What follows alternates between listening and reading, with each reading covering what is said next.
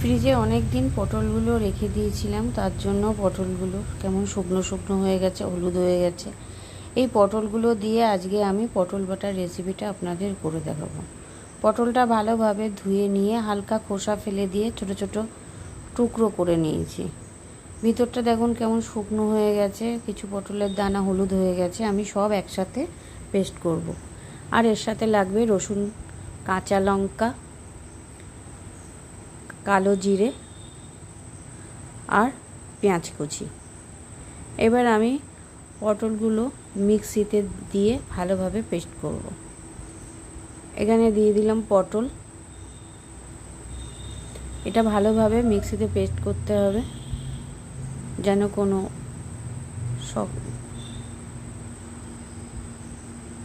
দিয়ে দিলাম কাঁচা লঙ্কা, ঝালটা আপনারা আপনাদের স্বাদ মতো দেবেন।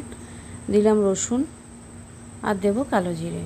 এবার আমি ভালোভাবে এটা মিক্সিতে পেস্ট করে নেব। এখানে আমার পেস্টটা রেডি হয়ে গেছে। এবার আমি গ্যাসে কড়াইটা বসিয়ে দিয়েছি। কড়াইটা গরম হয়ে গেছে। এবার আমি এর মধ্যে দিয়ে দেব সাদা তেল।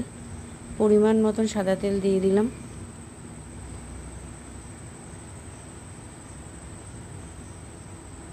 তেলটা আমার এখানে গরম হয়ে গেছে। এবার এর মধ্যে দিয়ে দিয়েছি পেঁয়াজ কুচি। পেঁয়াজটা মোটামুটি একটু ভালোভাবে ভেজে নিতে হবে।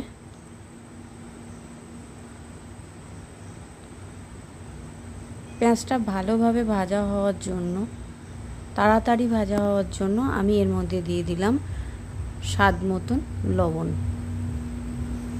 দিয়ে ভালোভাবে পেঁয়াজটা ভেজে নিচ্ছি।